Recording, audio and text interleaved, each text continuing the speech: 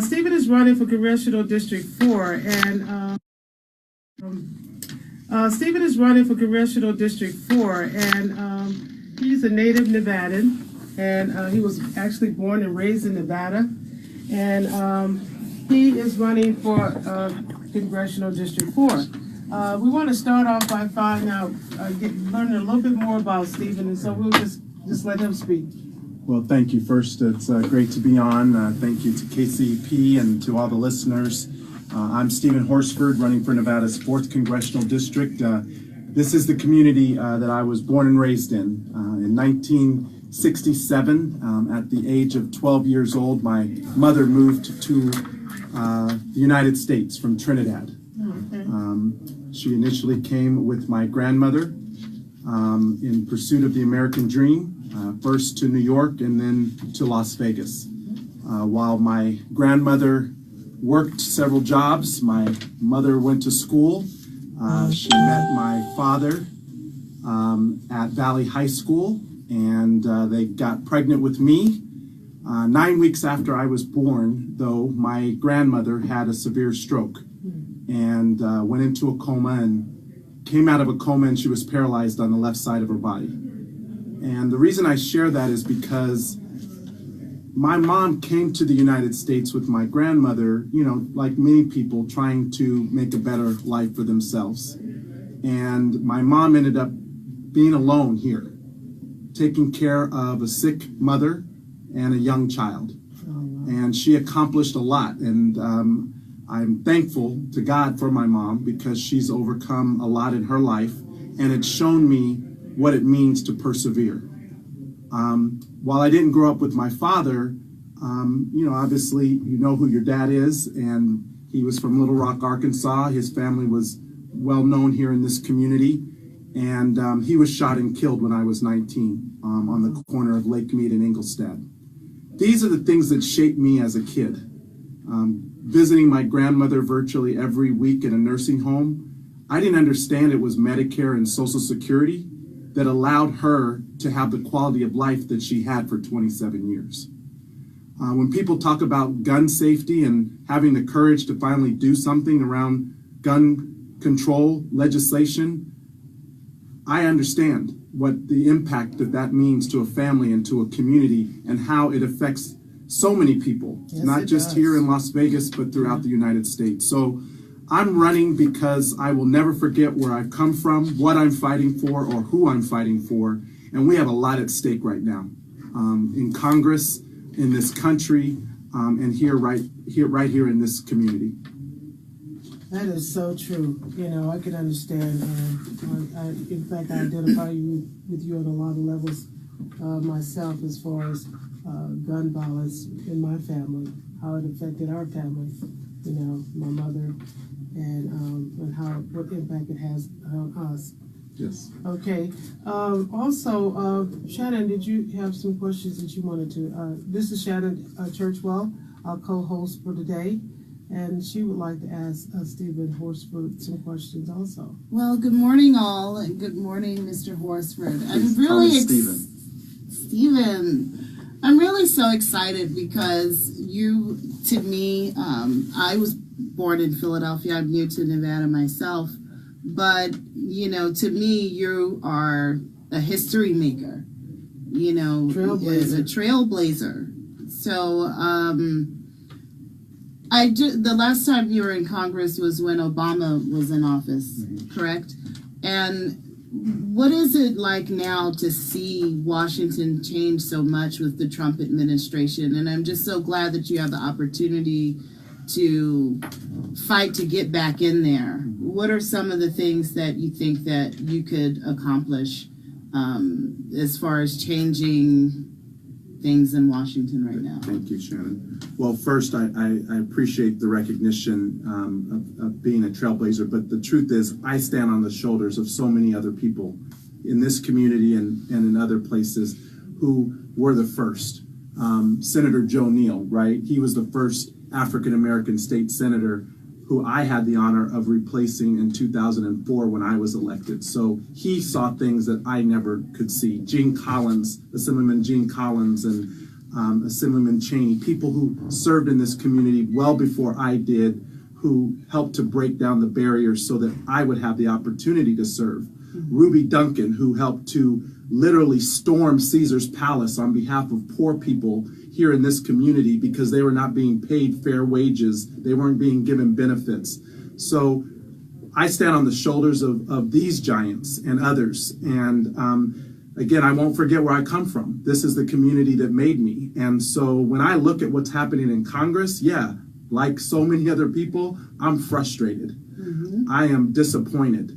This is, our democracy is literally at stake right now. We have a president who is, talk about lawlessness, talk about not upholding the Constitution. We have a Congress that is failing to meet its constitutional responsibility to be a check and balance.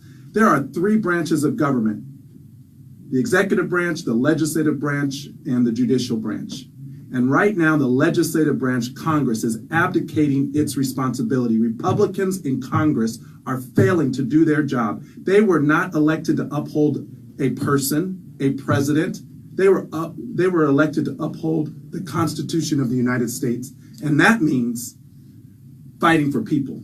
That means holding someone accountable, even if it is someone in your party, when they're doing wrong. And there are a number of things that we can talk about that this administration is failing to do. But beyond being against Trump, because there have been problems in Washington for some time, we need to have an agenda that really focuses on how we can help people. Yes, and people in their homes, in their jobs, with their health care, with their children. These are the issues that people are talking to me about on the phones, at the doors as we talk to them. And so I am running to be a check on this administration, but more importantly, I'm running because we have an agenda that will fight for the working people of Nevada's 4th District. Yes. Okay. And as me as a nurse, I've got to ask the healthcare questions. What are your thoughts on how we can accomplish having affordable, accessible healthcare for all Americans? Well, I believe healthcare is a right, not a privilege. For those who know, I myself have gone through a major heart surgery 5 years ago. And so I have seen the impact firsthand of what it means to go through a surgery and now be required to take medications probably for the rest of my life to stay well. But when I talk to seniors or people here in my district and they tell me that they are rationing their medications, some who are not taking them at all because they cannot afford them, particularly with the rising cost of housing and of groceries and of gas to fill up your car, people are making the choice. And they're making the choice because we have a greedy healthcare system that's about profit and not people. We have a pharmaceutical industry that is continuing to gouge consumers. And so my plan is first and foremost to protect the Affordable Care Act, unlike my opponent who voted to take it away, to protect Medicare that so many seniors rely on. I am against efforts to privatize it or to take away benefits. And I want to reduce the cost of prescription medications. Why? Because they are actually the single biggest driver of healthcare cost. If we could drive down the cost of medications, people would begin to see the overall cost of healthcare go down. But more importantly, the people who need their medication, be for diabetes, for cancer, for heart disease, for asthma, they will be able to get the life-saving medication they need. So I'm taking on the pharmaceutical industry. I'm not taking a dime of their money because I believe that this is an issue that has to be addressed by Congress. This is not a partisan issue. It doesn't matter what party you belong to, what income category you're in, what region of the district you're in. Everyone is being impacted by this issue, and I'm ready to take it on. Yes, it's really definitely about issues. What are the differences between you and your opponent? Well, we don't have enough time in your show to discuss. I mean, I just want you to tell our audience, you know. Well, the good thing is there's a very clear choice in this election. And I'm not going to talk about my opponent personally. Right. I'm going to talk about the issues that people care about in this district. Thank you. I had the honor of serving in this district, in Nevada's Congressional District, for 2 years. So did my opponent. When I was there, I voted to protect the Affordable Care Act, to help work on the implementation of it, to make sure that the resources here in our state were available so that we could help drive down the rate of uninsured. Since we've implemented the Affordable Care Act in Nevada, which was done, by the way, by a Republican governor, Brian Sandoval, and the expansion of Medicaid, he was the first Republican governor in the country to do this because he knew that this was the right thing for Nevadans. Since we've adopted that in 2012, we've cut the rate of uninsured children in half. Wow. We're still 8th worst, though, in the rate of health care for children because for so long, too many of our children did not have access to care. In fact, over 30% of Nevada children were uninsured before the Affordable Care Act. Now it's below 10%. My opponent voted to take away the Affordable Care Act.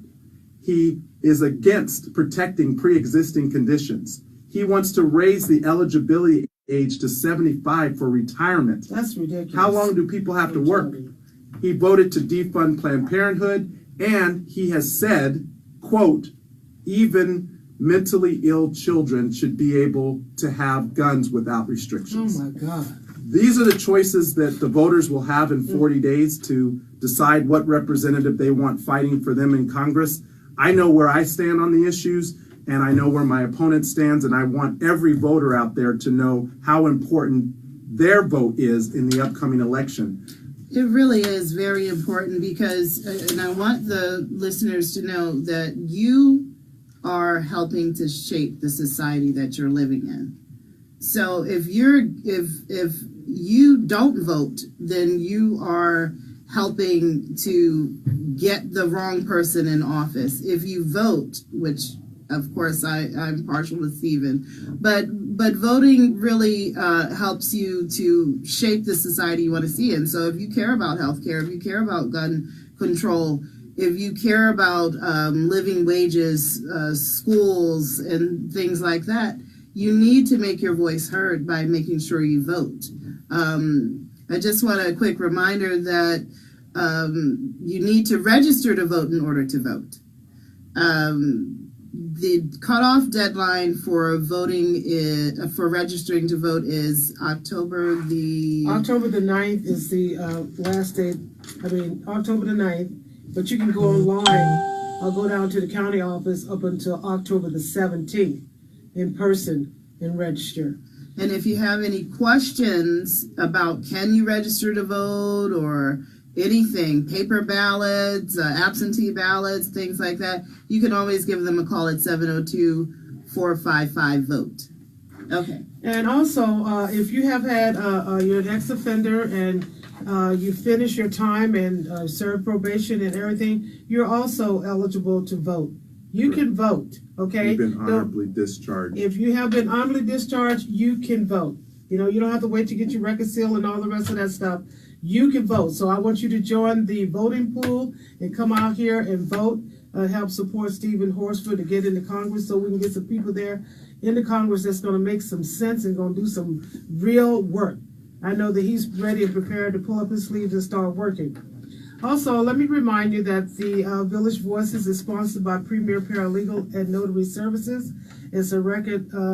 They prepare legal documents at a very affordable price, much less than what you can get an attorney. They do not offer legal advice, but they can help you to fill out paperwork. Also, come and join us once a month for the record sealing clinic. If you would like to, if you have a record, Premier Paralegal and Notary Services will be able to assist you in preparing the documents to seal your record so you can become a productive member of society. The number to contact is 702-726-6815. 702-726-6815. Okay. Now, Stephen, going forward, I ask, but what is your opinion of the President, Donald Trump?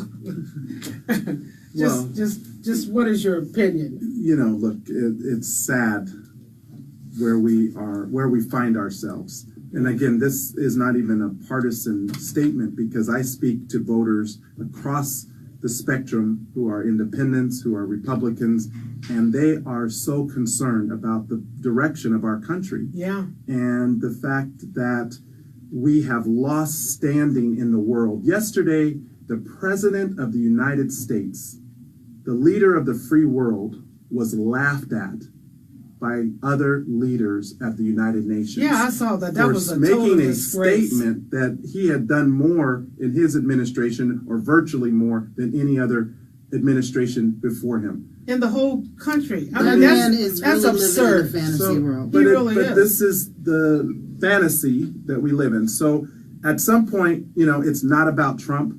We have a Congress that can be a check on this Exactly. administration. The House of Representatives, if we win 23 seats, we will take the majority. Nevada's 4th is one of those 23 seats that we have to win in order for that majority to change. And once we have a new Congress, then we can change the agenda. He will no longer be able to just force through his plan without any accountability. The Republican Congress went along with him to pass a tax scheme of $1.7 trillion Yeah. that now they're coming back and saying they want to cut Medicare and Social Security. They That's want to horrible. cut benefits for housing vouchers, Medicaid. This is how they want to go about cutting benefits for people after giving tax breaks to billionaires and big corporations. Now, I have no issue with having a more competitive tax structure and making sure that we are competitive globally. But there's a way to do it fiscally so that we're not adding additional burden and debt on our federal budget, and worse off, balancing the budget on the backs of the seniors and working people of this country. Yeah, the seniors, the veterans, the children. You know, there was something where they even wanted to cut school lunch programs and, you know, just all kinds of crazy things like that. There's no compassion whatsoever. It's really no compassion, and it's very important for the Democrats to take back the House. One of the issues that's really important to me, and I wanted to get some of your thoughts on education. Yes. You know, one of the issues that's really important in the Black community is criminal justice, but for me it's a twofold thing. You have to have a good education system so people can have more opportunities open up to them. Yes. What are your thoughts on our education system, how we can make things better, what we need to do as a nation just to improve education all across the board? Well, you're right.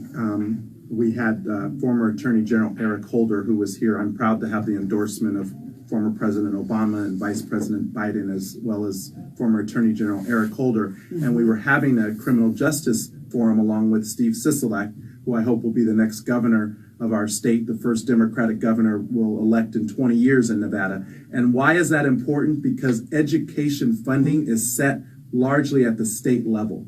So we need a governor and a democratically controlled legislature who will finally make education the priority that it needs to be and fully fund it at the level that we need it to be. At the federal level, my role will be to bring whatever resources we can. Right now, Nevada currently gets about $350 million a year in federal funding, largely for Title I schools, which are schools in high needs areas. And so that funding is supposed to augment state money.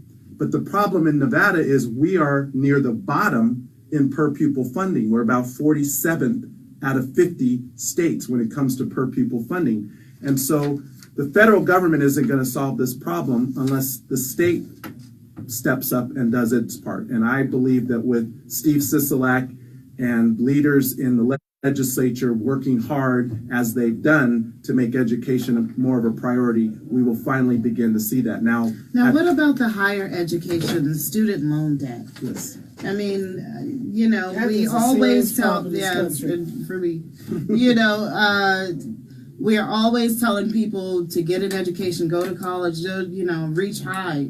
And, you know, there are doctors who are still paying off debt. There are lawyers still pay. I mean, it doesn't matter how much you're making. It seems like the student loan debt is out of control. Yes. So it's one point. Yeah. Currently, there was a report that just came out that said there's $1.5 trillion of student loan debt. It actually is now exceeding the level of consumer debt for credit cards. That is unconscionable. Now, under this administration, under the Trump administration, Secretary DeVos has been repealing, rolling back protections that Obama had put in place to cap the interest rates so that student loans can't go up further, and to try to hold these predatory lenders accountable who were issuing some of these student loans. They're rolling back all those protections. That's why, again, we need a new Congress who can help protect that. Now, that's just for those who have the debt now. Going forward, I believe we need to be pushing forward loan forgiveness programs. You're in nursing. So if you have student loan debt and you're a nurse and you're willing to go work in an underserved area, a rural part of Nevada, we should forgive a portion of your student loan debt so that you can provide critical healthcare services in areas that don't have them. We have parts of, right now at the VA hospital, there are 400 openings, 400 vacancies at the VA hospital. Here in Nevada? At North Las Vegas. Oh, really? Oh, there are 45,000 vacancies across the entire VA healthcare system.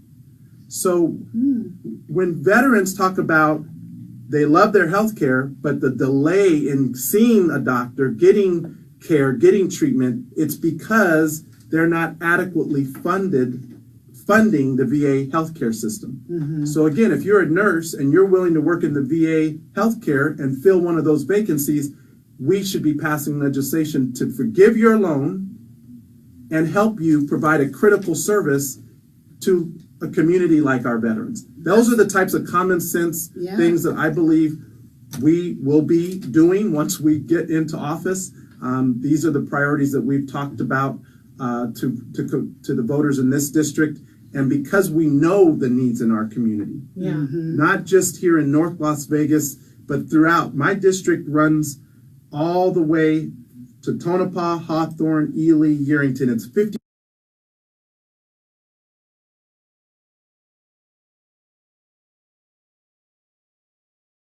52,000 square miles. It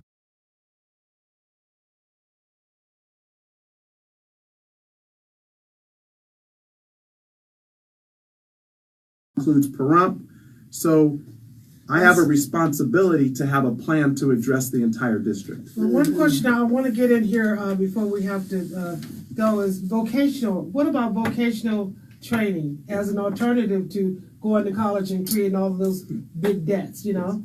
I mean, what about, you know? Well, I'm a huge proponent of vocational training and skills training. You know, I ran Nevada Partners and the Culinary Academy for 10 years, providing training to youth and adults so that they could get good paying jobs with benefits that don't require people to get a 2-year degree. So we need the federal government to be a partner in developing more programs like that, particularly for emerging industries. I want to train more in technology, in drones, in all the new areas that we'll continue to build. Solar, wind, and geothermal are big parts of our growing economy here in Nevada.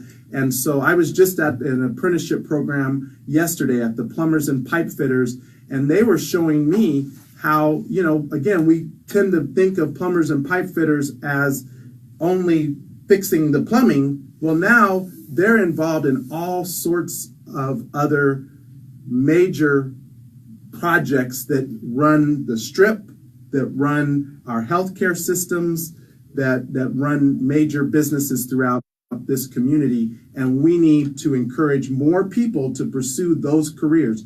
Do you know the average wage for that plumber and pipe fitter?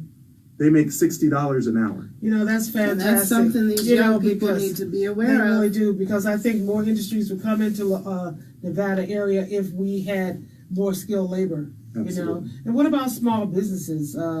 What do you have to say? What type of legislation could you propose to to help small businesses? So I started my own small business, and I am minority certified here in Nevada, and so I've gone through the process myself. First is we need to help small businesses be able to streamline these processes because it is too burdensome. Yes, it you know, is. but the Republicans talk about regulatory burden on business, but most of the time they're only talking about big business. Right. Yeah.